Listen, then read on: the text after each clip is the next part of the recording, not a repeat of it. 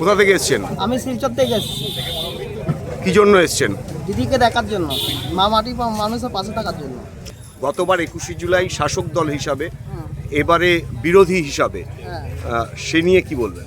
সেই নিয়ে বলো দিদির পাশে থাকতে চাই, কর্মীরা পাশে থাকতে চাই, দিদির পাশে সবসময় থাকতে চাই, মা মাটি মানুষের পাশে।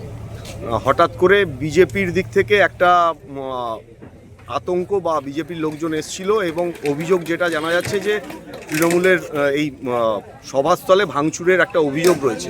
ভাঙচুর বলো, আমি এখানে বসেছিলাম, আপাতত বসেছিলাম, ভাঙচুর করার জন্য আমাকে মারতে যায়, কেউ ছিল না, 3-4 জন মানুষ ছিল আমার পাশে। ভয়ে কী করবো, সব পাইলে গেছিলাম। ওরা 50 জন এসে ঝামেলা করতে এসেছিল এখানে। দিদির কর্মী হিসাবে ভয় খাবো না, এর জন্য দিদির পাশে সবসময় থাকতে চাই, মারুক ধরুক দিদির পাশে থাকতে চাই। আর একটা জিনিস জিজ্ঞাসা করব যে তৃণমূলের যে একটা অংশ ভাগ হয়ে গেছে, ঋতব্রত তৃণমূলের দিকে বহু বিধায়ক, কিন্তু দিদি এবং অভিষেক তার সঙ্গে বেশ কিছু মানুষ রয়েছে, সেই জায়গাার থেকে ঋতব্রত তো এত বিধায়করা পাশে রয়েছে, তাহলে ওদিকে না গিয়ে এখানে কেন?